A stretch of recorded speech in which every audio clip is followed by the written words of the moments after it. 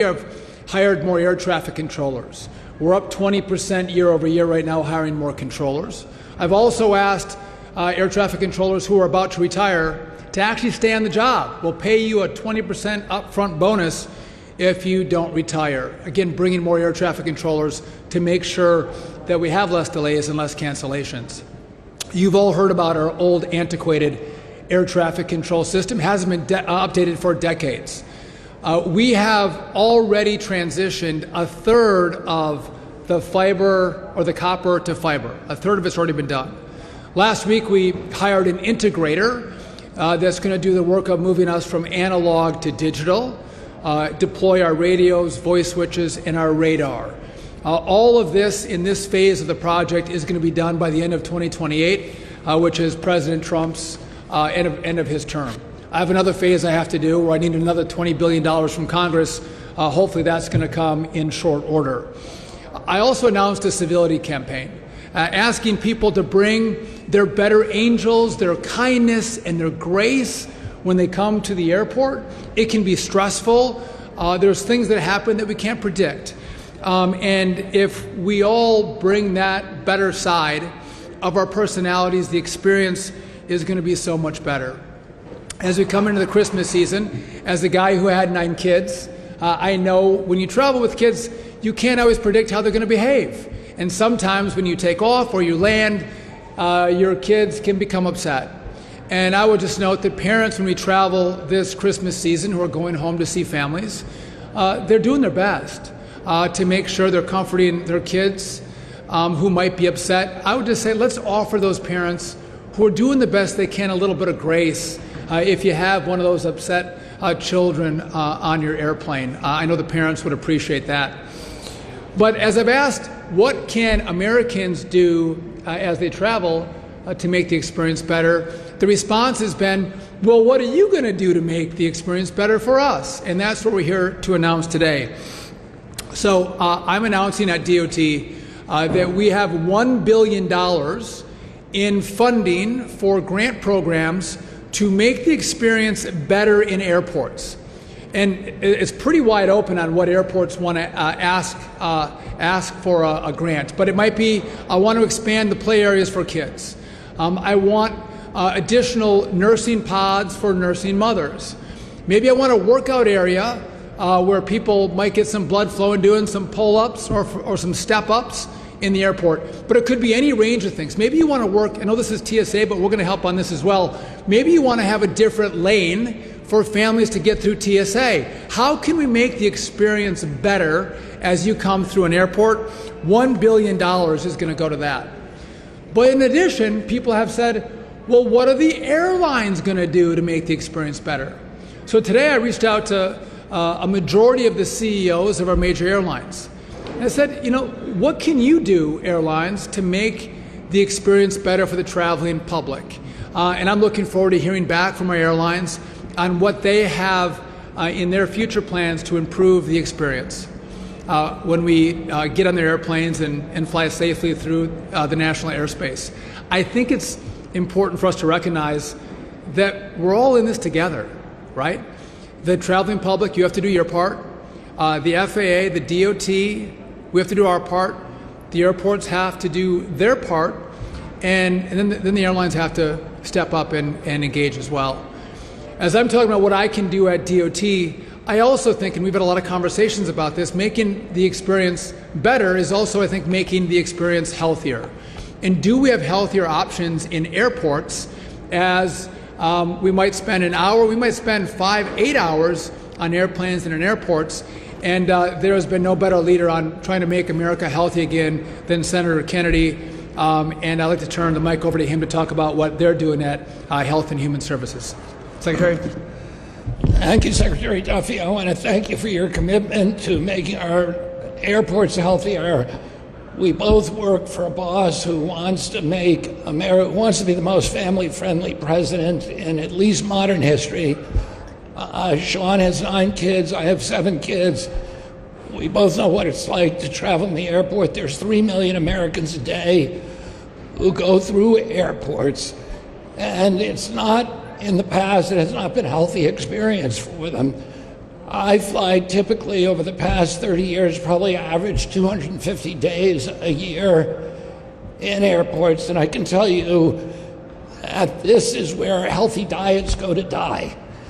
The food that's available in the airport, a lot of it tastes very good, but it's not very good for you. It's deep fried food, it's sugar bombs, it's ultra processed foods, and all of them are going to leave you sicker than before you ate them.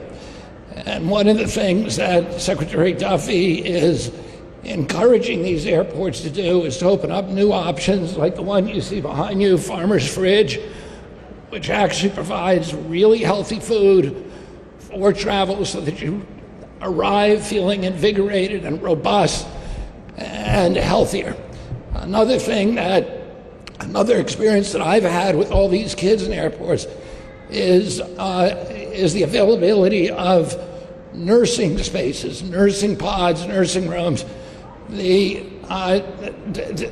All of the ingenuity of corporate America, all the resources, all the resourcefulness has not produced an infant formula that is superior in nutrition and all the qualities that we want to the infant formula that God made, which is the infant formula in a mother's breast.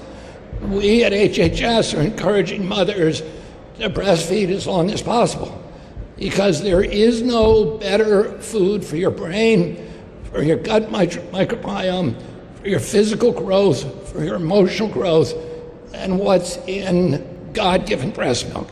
And this airport has some very, very good, impressive facilities that we just toured, but a lot of airports are not very family-friendly in that sense. And one of the projects that we're hoping that the airports will spend money on is improving the experience for mothers who want to travel with their babies. And then finally, to give people, Americans, particularly children, the ability to have physical activities in the airport, have playgrounds.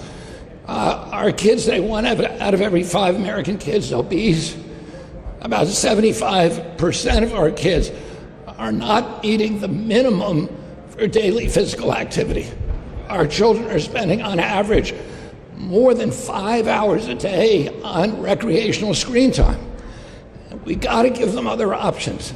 Part of that is our fault. We need to give other options to our kids so they're exercising, they're moving their bodies, they're developing their physical coordination, they're developing their physical confidence, and all of the good qualities, character qualities that come with this.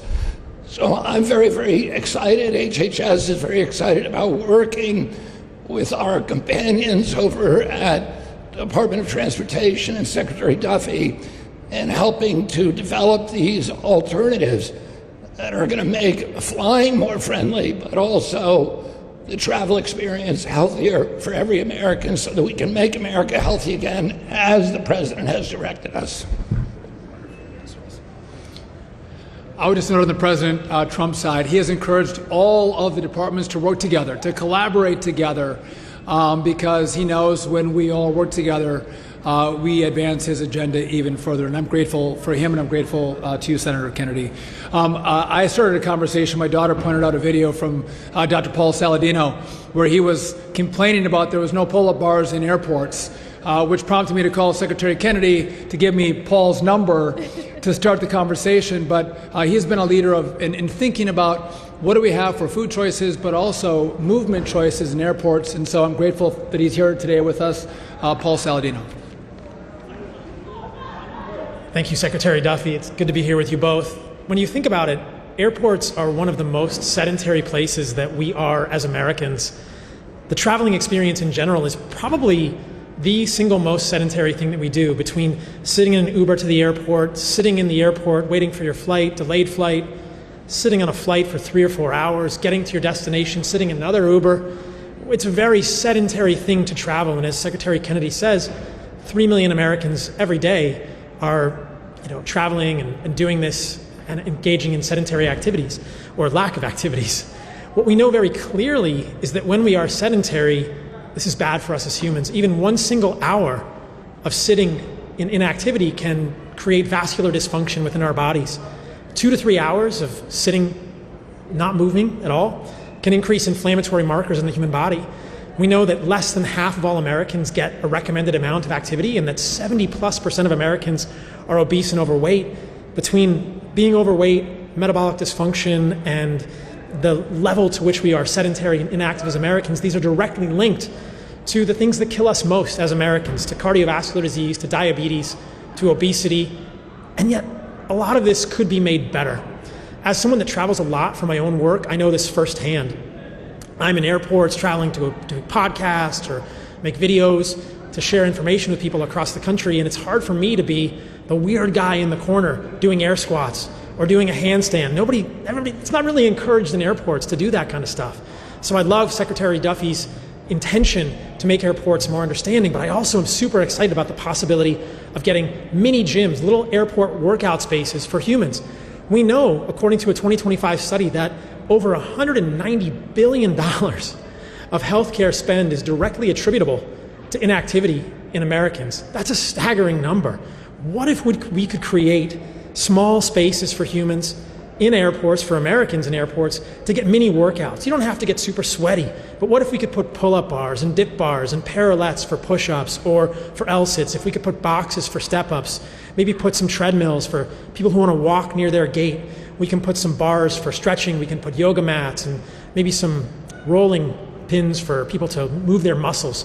Anything to get people moving, maybe some exercise bikes. These would be a massive step in the right direction, and it's such a huge thing that we could do for Americans. Whenever I talk to people about this, they're super excited. Anyone I've talked to about the idea has just been, they smile, they get excited. Oh, a mini gym in an airport? That's great. I would use that for sure. I think if we could pair this with healthier food options, unprocessed foods, unprocessed meat, unprocessed plant foods, we could really help all of these millions of Americans every day that are traveling.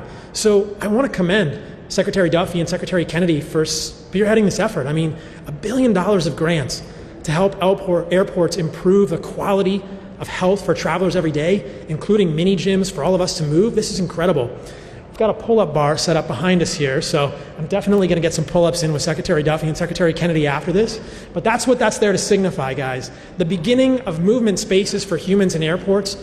Hopefully we'll start with DCA and Dulles, but I'm excited to be a part of this. I'm grateful to be a part of this. I'm humbled that a piece of content that I did could have been seen by Secretary Duffy, and that we could be a part of bringing this actual valuable resource to Americans throughout the country now.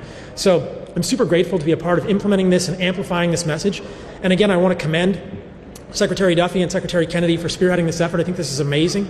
Modern life is not set up for us to be healthy as humans, but let's keep making small steps in that direction so that we can all become healthier, and then that directly leads to us being happier, more gracious, and more caring with everyone around us. So I'm super excited to be a part of this effort. Thank you both for this opportunity.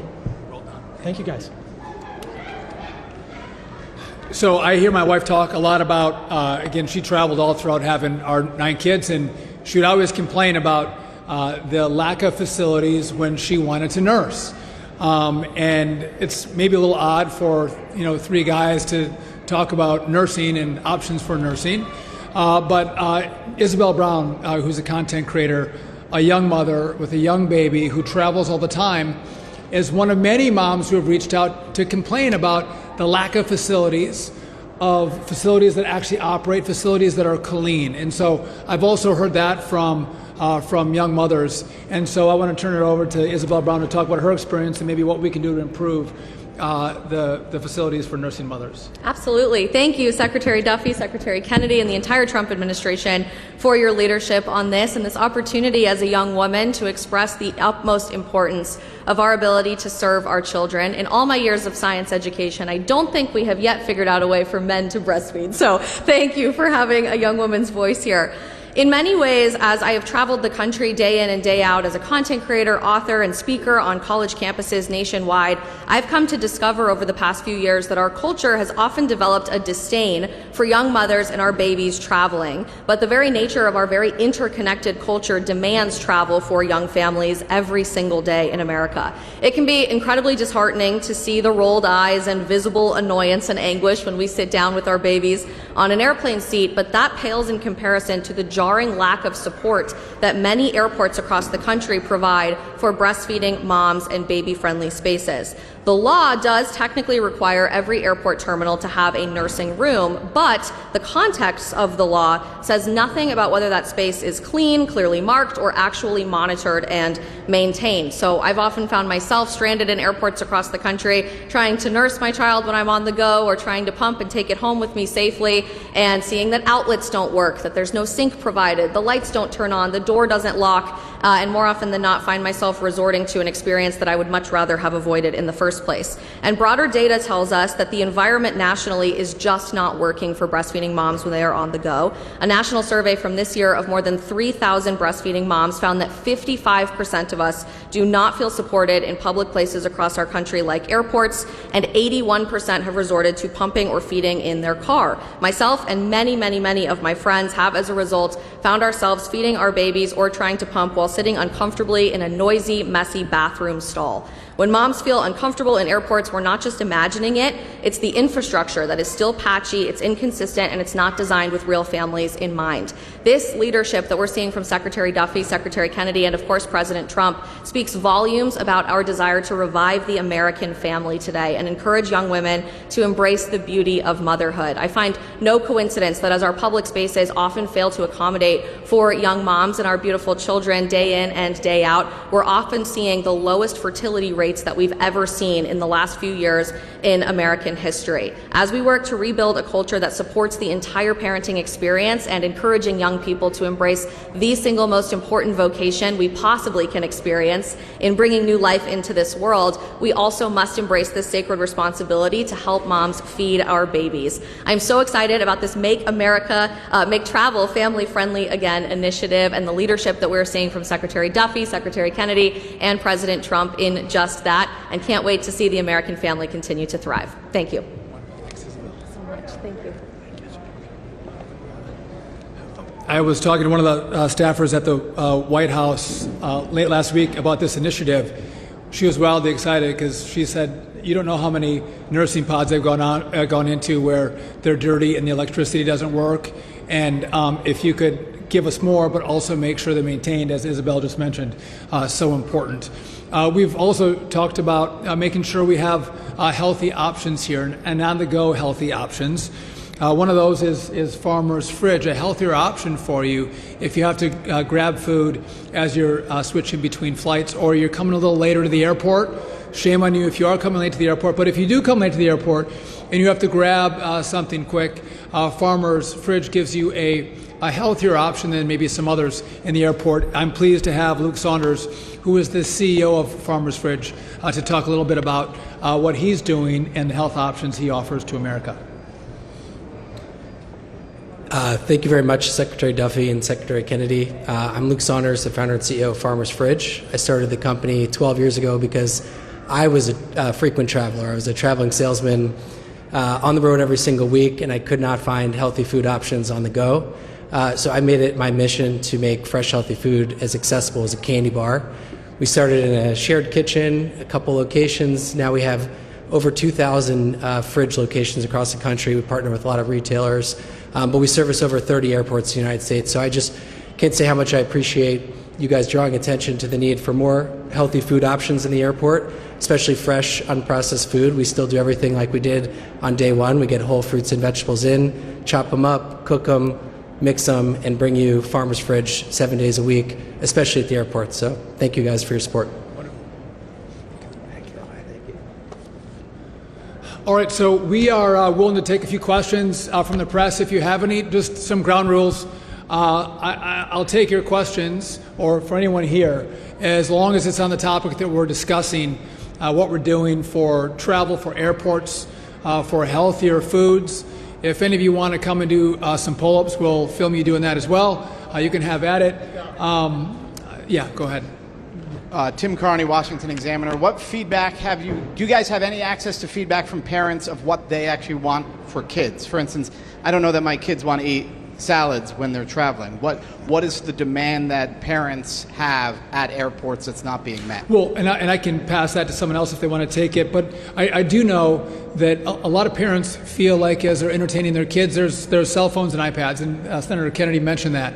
But if you have a space where it's fun and clean for your child to burn some energy, we all know kids have a lot of energy. If you can give them a space where they can play and have fun in an airport, I think parents would prefer that option.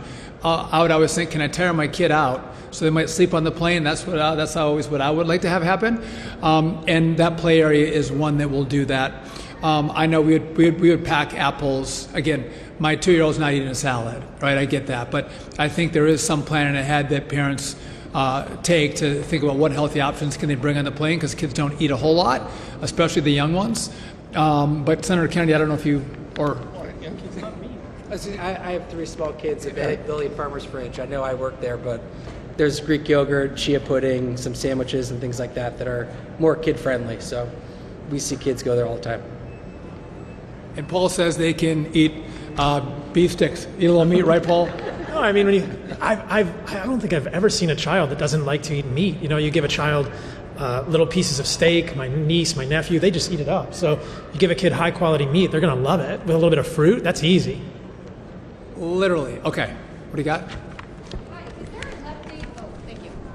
Is there an update on the 2024 Department of Transportation proposal to make it to ban airlines from charging families from sitting together? I don't have an update. I know that was under review at DOT. And again, I find it's an issue I'm sensitive to. I want families to be able to sit together. A lot of feedback I get is it's already happening, but that rule is under review, so no update.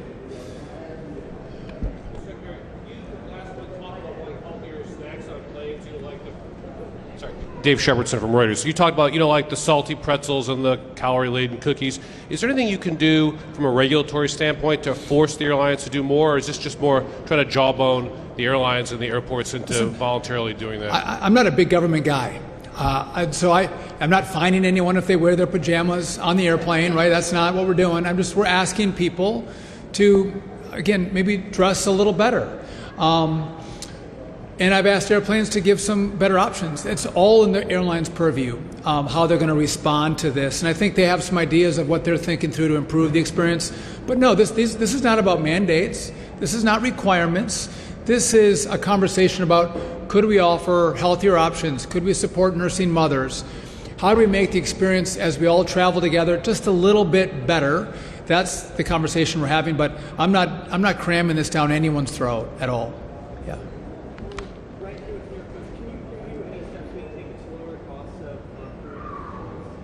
So the question is lowering the cost of food in airports, and again, it's interesting. It's market demand and supply. They have people, pretty tightly contained, and there's not a lot of options.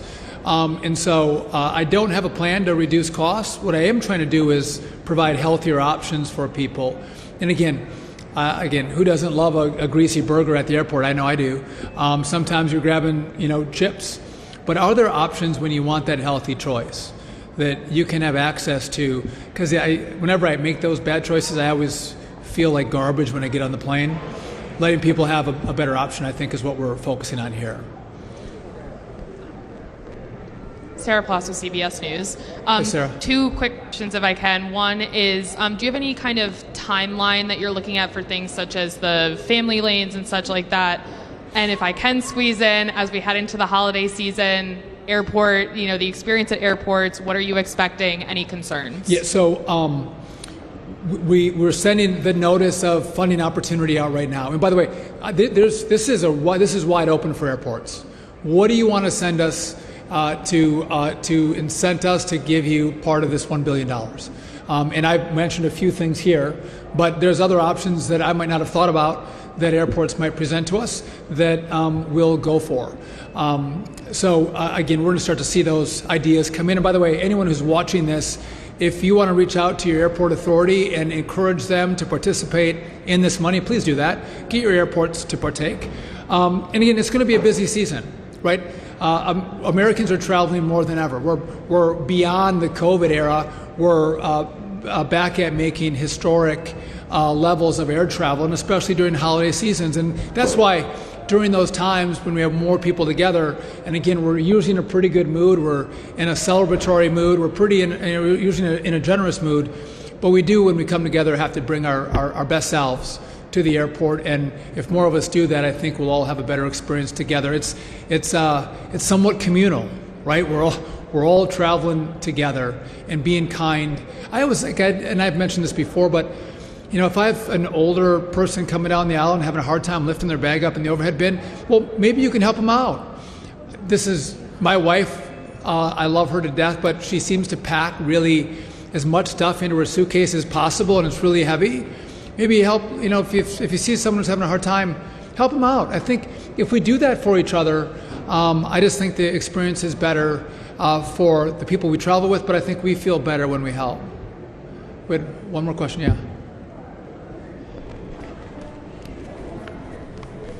Thank you, Ms. Secretary. You mentioned, in addition to this, the need for a $20 billion investment into infrastructure with air traffic control. I'm wondering if you can just give us an update on where that process is. You got to ask Congress for that. Are you hopeful that that's coming? Is there a timeline on that? Anything you can provide? So I received $12.5 billion, and I want to just reiterate this. I've asked America to be better. We have to do our part. I think one of the most frustrating parts of travel is if you're delayed or if you're canceled. And sometimes it's the weather, sometimes it's the airline, but a lot of times it's our air traffic control system or the number of controllers that we have. I take that to heart. And so the $12.5 billion I mentioned earlier, we are going to get that money spent and those assets deployed by the end of President Trump's term. He's made that very clear, and I agree with him. The $20 billion, the Congress has to give it to us. And that really is the new system. We need a new software system that's going to manage the airspace. It's busy now. We just talked about, you asked the question about what's going to happen over Christmas. We just saw a historic level of travel during Thanksgiving. But as we look 5 years out, 10 years out, we're going to see an increase in air travel and complication in the airspace, 20, 30, 40%. So I need a new software system to manage the airspace, to bring more efficiency to the airspace, to make sure you're not delayed. And by the way, in an era of politics and partisanship, this is not partisan. Democrats and Republicans agree on this. Even the traveling public, Republican or Democrat, agree. Independents like it.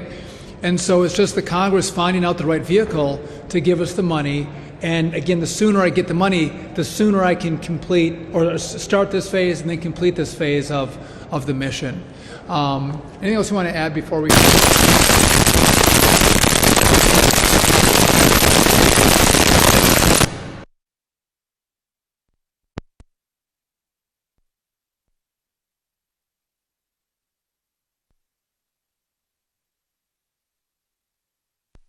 may have that we can improve the experience.